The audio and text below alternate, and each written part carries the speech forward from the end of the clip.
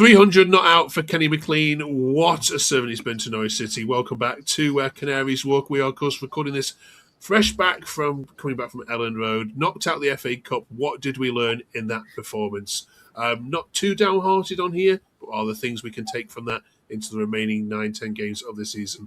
We've got Tom, James and Killian fresh back from Leeds. Hope you're well. This is 21 minutes of Norwich City chat. We'll go to McLean in a second, Tom, but what did we learn, if anything, from the Leeds game? I think perhaps a step too far. I think we were not at the standard that we've set for ourselves over the last sort of 4 months or so. I think coupled with the fact that I think obviously the injuries really shown today. First half we were poor. We were poor in possession. We didn't create an awful lot, and you could definitely see the gap. But second half, we grew into the game. I think we started to create some chances, and actually it was the Norwich that we've come to know over the last couple of months. But yeah, I think it's not going to live long in the memory for me personally. Yeah, you agree, Killian? Yeah, I mean they were a better side. So one worry I would have is the pace. I think we've looked pretty good against a lot of championship teams from a pace perspective, but we were definitely outpaced by the Leeds team in many, many times. And it was quite worrying to see what I would consider some of our faster players struggling to keep up with some of the Leeds players. So that was a bit of a worry. But again, I think we panicked a little bit at times, and our distribution definitely dropped from the standard we'd have, and I don't know whether that was nerves on the part of the team, but a lot of the passing was poor. We gave the ball away quite a lot. For those fans, James, that still think or want Norwich promoted, has it maybe just changed our minds a little bit with what we'd have to face? I mean, obviously Leeds are, not the best Premier League side, so if that's what we look like against Leeds. Yeah, I think it is probably a slight reality check, but also let's bear in mind we're missing how many of our better players, Torre, Makama, Matson there. The list could go on. So I think, yes, it is a bit of a reality check for those. We definitely need another season, if not two, and some very good recruitment. I'm just disappointed by today. You saw, obviously, prior to it, Southampton get a result at Fulham, Port Vale beat Sunderland. I just thought, we're safe. It was a really good opportunity to go forward and get something out of it. But hey, we move on, focus on the league and finish off the season. Didn't really turn up, did we? I don't really think there was anything notable, in the first half where you go, oh, blimey, we've created something here. Do you know what I mean? I think, I didn't go. Obviously, Killian, you're there. But for me, it just didn't. I was sat there watching it, and I just felt like there was no sort of, there wasn't really much buzz in the ground from what I could hear. The Leeds fans were quite flat, and then they started to turn the screw. And was that the same in the stadium, Killian? Yeah, there was a bit of singing. Some of your chants, Tom, definitely got a good airing. Credit where credit's due. It was flat at times, though. Leeds, I thought in the first half weren't really up for it. They were definitely in first gear. And again, I don't know typically what sort of team Leeds put out, but I got a sense that this wasn't their first team that was playing today. Made 8 changes. I think they'd made 8 or 9 changes, didn't they? Yeah. Whereas we made 1, and that was the keeper. I think. He was poor, wasn't he, Grimshaw? He was poor. Well, he got injured early on, and he should have been taken off a lot earlier. He was limping, hobbling around the pitch. Yeah, that particular incident in which he got injured, though. Obviously, I've had the benefit of seeing 100 replays of it, but it was so poor. There was no discussion between defenders and goalkeeper, and he's just run into his own man. That's what's done him. We obviously got very lucky with VAR. I think that's obviously the first Norwich goal affected by conceded or scored affected by VAR for a little while. We're on the right side of it today. But yeah, well, it was fun. That was funny actually, because obviously there was the VAR at the start, and then of course the light when That's probably the highlight. Went our way. Yeah. I think that for me sort of summed up the performance. I think as soon as they went 2-0 up, hand on heart, I don't think anyone could see us really scoring twice and coming back into it. Which is a shame. You look at the bench, and again, injuries, bringing on Mundell Smith, I thought was all right. Then you got Stacey coming on. It is what it is. Let's not get too downbeat. It's frustrating because I think it would have been great to have had a brilliant cup draw in the next one. But 5th round, take it. Focus has been on the league, though, isn't it? It would have been Man City away. It would have been Man City or Liverpool away. So actually, everyone goes, "Oh, we could have got Port Vale at home." We wouldn't have done. And then we wouldn't have done. And then the Easter fixtures would have been disrupted, and actually then it takes a focus away from the league. So I think I said a couple of weeks ago, as long as we don't disgrace ourselves, and I can't see us progressing. And I think that's obviously sums up today quite well. Okay, let's do that there. Should we talk about McLean then, Killian? Yeah, 300 games now in a yellow and green shirt. Yes. Do you remember his first appearance? I don't actually know, but it was. It's an incredible tenure he's had there. Yeah.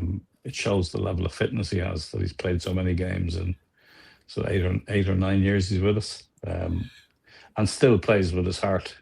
No question about it. I thought he put in a good shift today. He was interviewed by TV beforehand, so obviously it was a big occasion for him to play his 300 game. The fans, I think, responded well to him. It's quite interesting. Clement said in the week that he, when Clement was at Rangers, he tried to sign Kenny McLean. So yes, obviously he rates him highly. We've had every version of Kenny over the last however many years, haven't we? And I think he sits with only maybe, is it 23 or 24 other Norwich players in Norwich history to make 300 appearances for us. But I also saw some statistic today that there's only something like 4 players who played 300 matches and captained Norwich over 100 times. Wow. And it's just interesting. Obviously, you talk about Clement. You talk about Clement's comments in the week. I mean, after the game, saw Paddy Davitt put a tweet out about Farke's compliments towards Kenny. I think we are very fortunate in today's day and age in modern football to have someone who's been at the same club for nearly 10 years. You look at Barry Bannon's at Sheffield Wednesday, for instance. That's who I've always kind of compared him to. Very, very fortunate. I think for me, the highlights of him will always be obviously on the balcony at the City Hall when we got promoted, but also that goal against Man City, that header, one of the best headers you'll see. We're very, very fortunate to have had him. And I think certainly in these last 2 or 3 years, when things haven't been going our way at all, he's been a regular for Scotland. Could easily have gone up north of the border. So let's not take him for granted. Hopefully next year, I think next year is his 10th year. If we can seal that off with a promotion under us as captain. Don't want too much though. I think we've got an option of another year on his contract as well. So, but he's always the one, win, lose or draw. And actually, to be fair, when it does absolutely hit the fan, he's the one that they wheel out in front of the interviews, and he has done that time and time and time again. So hats off to Kenny, because 300 appearances for any football club in any league is an amazing achievement. He has had his. I've heard people in the last few years have criticised him and had a lot of negative to say about him. But listen, he'll have a poor game, Oxford away. But I think one thing you can never ever criticise that man for is the passion and the love for the club. You look at someone that's just recently left, completely opposite of him. So listen, very fortunate, very grateful, and let's hope we can keep him for another 2-3 years if needed. Okay. Well said, all of you. Right, 2 games then, 2 home games this week, of course, isn't it? We've got Preston, of course, at the weekend, and of course midweek. I've just forgotten who we're playing. Sheffield United, of course. Yeah, retro night at Carrow Road, isn't it? It is. Yeah, hence the shirt. Love it. We're 12 points behind Wrexham as it stands at the moment, Tom. Season's done, isn't it? No, I think in terms of sort of finishing position, I think it will be how high is high. I think we can still get a decent amount of momentum behind us, as we said a couple of weeks ago. I think that's what it's going to be about. I saw a couple of your tweets, Mark, about other teams about being sponsored by On the Beach, and I thought, oh God, that's just we said Clement's not going to let us do that. it would be great to if we can just finish as high as possible and not have any of this. We're sort of relaxing into the end of the season. It'd be great to get 6 points on the board this week, but they're going to be 2 quite tricky games, I think. I think Preston are out of sorts. So actually, some Preston's form terrific. Yeah. There you go. There we go. Along came Norwich. Norwich. And Sheffield United fans have lost their heads this weekend as well. They're not playing well at all. They're winning games, but not playing well. So could be on. Right, Killian, just one for you that we put up this week. Nick Maschuster said there's an internal shake-up at Norwich is going to see assistant sporting director Neil Adams leave and the head of recruitment Lee Dunn promoted. Now, without me knowing too much about these people, hopefully you will be able to pass some comment on that decision. Yeah, I mean, it sounds like it was his own decision, but you never know on these things. I mean, it does sound like I've heard a few people comment from within the club that he wants to spend more time with his grandchildren and so on. But he has been a great servant to the club over many years. And I know people in the last couple of years weren't really sure what he was doing. I think he was technical director. But he's managed the club, managed the academy, won the FA Youth Cup as a manager, played for Norwich as a player, scored some good goals. So, he's served many, many years. And he definitely is a Norwich fan behind it. I don't know him that well. I've met him a couple of times, but seems like a decent sort. I'm not sure though about what Lee brings to the table. Obviously, he's been groomed by Ben Napper for the role, but I wish him well in the role. Yep. James, be interesting, won't it? I was just going to say, obviously, it'd be interesting because obviously the Napper's come under a lot of fire this season, and I don't know whether there needed to be a statement of change, whether actually Neil was thinking of retiring maybe in 18 months, 2 years time, and actually they've maybe brought that forward in a is it best that we make a statement of change? Because I think there would still be a lot of people, irrespective of how the last 4 months have played out, there would be a lot of people still calling for Napper to leave at the end of this season. So I wouldn't be surprised if this is the sort of change that they've had to announce, because the frustrations of 6 months ago still live on. I think we do still need a review at board level. I don't think Zoe Webber is has got very long left in her role. So I wouldn't be surprised if there's changes, on the board in the summer. But yeah, I mean, obviously Lee Dunn's been around the club for a few years. It's quite interesting that obviously we previously had Kieran Scott as head of recruitment and under Stuart Webber as a football director or sporting director. He's now obviously at Middlesbrough as a sporting director, and they're absolutely flying, right? So I guess there has to be some movement, progression, something somewhere, that it can't just be the same people in the same seats year in, year out. But yeah, I mean, Neil Adams, absolute club legend. And also, Killian, you failed to mention that he founded Canary Call. I was going to say co-coms and Canary Call. Canary Call. If he wasn't working for the club, he was on Radio Norfolk and Radio Norfolk and Canary Call. If anyone's got a spare 5 minutes, stick some of those highlights in because it will make you laugh. 100%. Brilliant. Right then, we're up to letter S in our A to Z this week. I guess it's not going to be Josh Sargent, but who knows? We'll find out who the best player for Norwich has been with the surname S. Before we get there, though, a couple of S's we want to check out on your shirt sponsors. We thought we'd have a chat about. So, what's the most synonymous shirt sponsor, James, for you that you associate with Norwich? One of my first sort of football shirts, I think, was probably 04, 05. It was Proton Cars back in the day. That was probably one of the first ones. But yeah, obviously we had the debacle with one a couple of summers ago, didn't we? But yeah, BK8, yeah.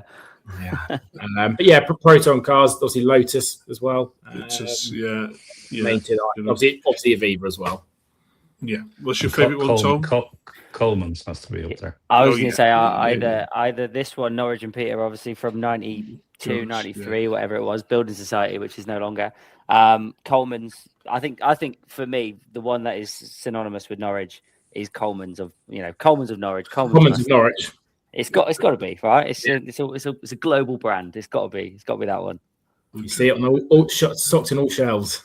All supermarket. In all good supermarkets and some rubbish ones too. Right, when we did, I think you put on the Ball City into them. I also got to think about songs as well while we're here at S. Any good ones? Any new ones? And what's your favourite one to sing on the terraces these days? Any of you? Without swearing. We've got a few new ones coming through. A few good ones, mate. Yeah, we've got. That's what we've actually felt at Leicester, that we had, pretty much a song for every player. Rory McConville still needs a solid one, but Paris Magoma's new chant, which is particularly good, which my mate Alex came up with, but he whispered it in my ear, and I've just got a big mouth, so I just started singing it. So I wrongly get the credit for coming up with that one, but I didn't. Over the years, we've had all sorts. We've had We Shoot Burglars after Tony Martin's exploits. Back in the day, I think the old Farker on a horse will always be one of them. We've had Farkers on a horse, yeah. Trying to think. It's been some crackers. I mean, right now, again, it's testament to probably where we are at compared to where we were 6 months ago. Songs about, Slimani, always like to dance with Slimani, which leads nicely onto the letter S as well. Gabby Sarah, again, great song, letter S. Yeah, I think Emi Buendia's song was a classic. Yeah. I think that was a good one. But obviously, he broke our hearts and left. So not that we're sad about it. Let us know in the comments what your favourite one is. If it's if you can, obviously ask us out anything so we don't get us shut down. Right then, 80Z time. Who's got a good one for this? Should be loads to choose from here. There's loads. I'm going to go with Dave Springer. Yeah. Okay. Well, probably more recent. I mean, Gabby Sarah. I think he'll go on to be he's doing very well already. But yeah, Gabby Sarah, I think, is one of the best players we've seen in Norwich Times recently. I think Chris Sutton, for me, I think has probably got the. I mean, we Haystow texted me earlier, and I didn't actually realise how many S's there were. We've got the likes of David Strahavka, which I think he made 7 appearances in 2006. To Borja Sainz and Gabby Sarah and Dave Stringer, as Killian said. God. Tony Springer. Wow. Yeah. And obviously Slimani and obviously into the current team. But yeah, I think Chris Sutton probably is still the I think probably a lot of people would put in the comments that Dave Stringer is the one from years gone by. Okay. We're putting Stringer in then. Everyone happy with that? Yep. Yeah.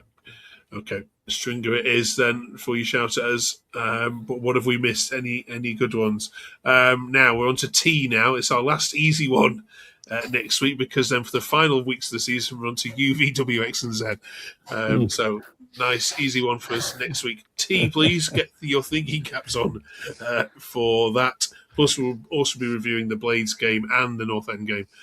2 games at Carrow Road this week, and who knows, 6 points and Wrexham lose both games. It's back on, isn't it? Fingers crossed. You just never know. Leeds against Norwich could be an actual fixture next season again. Right, thanks so much for watching, and of course Spurs Norwich could also be a fixture next season as well, which is baffling, isn't it? Right, thank you Tom, thanks James, thank you Killian. We will catch up with you all 3 of you next week. Matthew will be back with us as well. Where is he this week? What's he up to? He's on a lovely weekend away in the Cotswolds. He's in Cotswolds, isn't he? He's changed. He didn't quite fancy on the team sheet. Ellen Road scarred him from the playoffs, I think. Yeah, no, he's been walking around Clarkson's farm having a lovely weekend. Right, we'll catch up with all of you then next week. Drop us a sub if you haven't yet done so. This has been with Canaries. Great to have your company this week.